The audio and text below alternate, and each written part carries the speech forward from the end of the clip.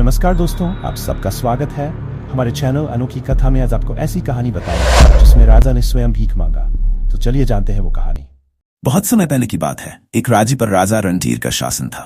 राजा रणधीर वीर, न्यायप्रिय और अपनी प्रजा से बेहद प्रेम करने वाले राजा थे। उनके शासनकाल में राज्य हर ओर से खुशहाल था। राज्य में धन धान्य की कोई कमी नहीं थी और प्रजा सुखी थी। राजा के प्रति प्रजा के मन में आदर और श्रद्धा थी, क्योंकि वह न केवल एक महान योद्धा थे बल्कि अपने राज्य के लोगों की भलाई के लिए सदैव तत्पर रहते थे। लेकिन समय बदलता है और अच्छे दिन हमेशा एक जैसे नहीं रहते। कुछ वर्षों बाद राज्य में भयंकर अकाल पड़ा। महीनों तक बारिश नहीं हुई, नदियां सूख गईं और खेती पूरी तरह बर्बाद हो गई।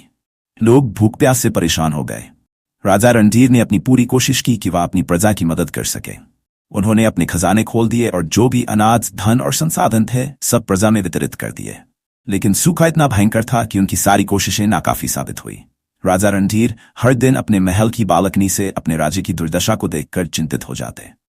एक दिन उनकी सबसे प्रिय मंत्री ने सुझाव दिया, महाराज, हमें किसी दूसरे राज्य से मदद मांगनी चाहिए। यदि हम दूसरे राज्यों से मदद लाएं तो शायद हमारी प्रजा को कुछ राहत मिल सके।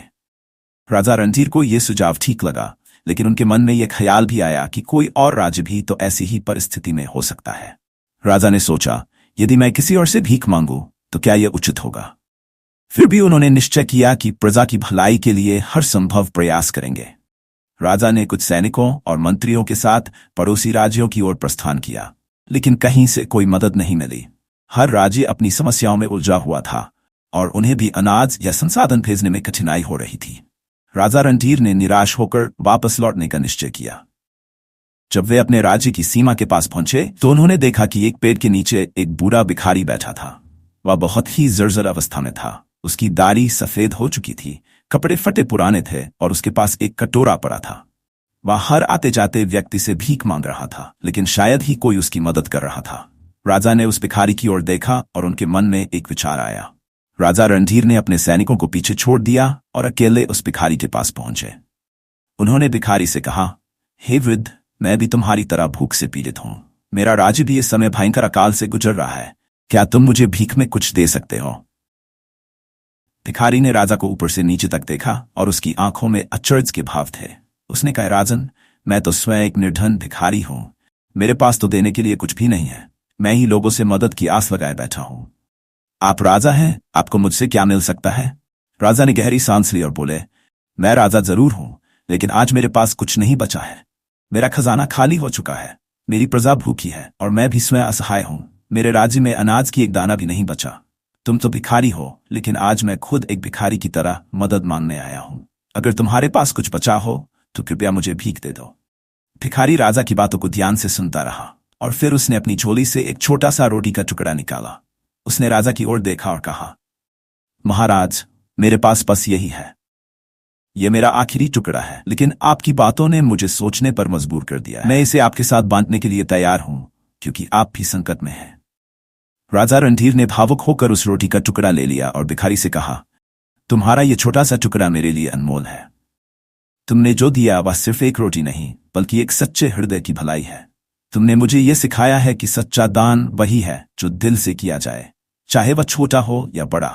रोटी का वह टुकड़ा राजा के हाथ में आया ही था कि अचानक चमत्कार हुआ। जैसे ही राजा ने उस रोटी का टुकड़ा अपने हाथ में लिया, आकाश में बादल घिर आए और तेज बारिश शुरू हो गई। सूखा पीड़ित भूमि पर जीवन का संचार होने लगा। खेतों में पानी भरने लगा और सूखी नदियां फिर से बहने लगीं। राजा और भिखारी दोनों ने इन पर आकाश की ओर देखा और समझ गए कि यह एक ईश्वरीय चमत्कार था।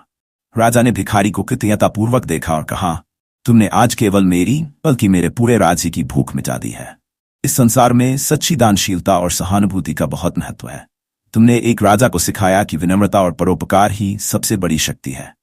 राजा रणधीर उस भिखारी को अपने साथ महल ले गए और उसे आदरपूर्वक स्थान दिया। भिखारी की कहानी पूरे राज्य में फैल गई और लोग ये जानकर अचंभित हुए कि उनके राजा ने एक भिखारी से भीख मांगी थी। लेकिन राजा रणधीर ने यह साबित कर दिया कि एक सच्चा नेता वह है जो अपने अहंकार को त्याग कर जरूरतमंदों की मदद लेने में संकोच नहीं करता। उस घटना के बाद राज्य में फिर से खुशहाली लौट आई। फसलें हरी भरी होने लगीं और लोग सामान्य जीवन जीने लगे। राजा रणधीर ने हमेशा उस दिन को याद रखा जब उन्होंने एक भिखारी से भीख मांगी थी और उन्होंने उस दिन से अपने राज्य में परोपकार, विनम्रता और सहयोग की भावना को और अधिक मजबूत किया। इस कहानी से हमें यह सीख मिलती है कि चाहे हम कितने भी शक्तिशाली या संपन्न क्यों न हो, संकट के समय मदद मांगने में कोई बुराई नहीं है। सच्चा साहस और नेतृत्व वही है जो विनम्रता और परोपकार के साथ सामने आता है।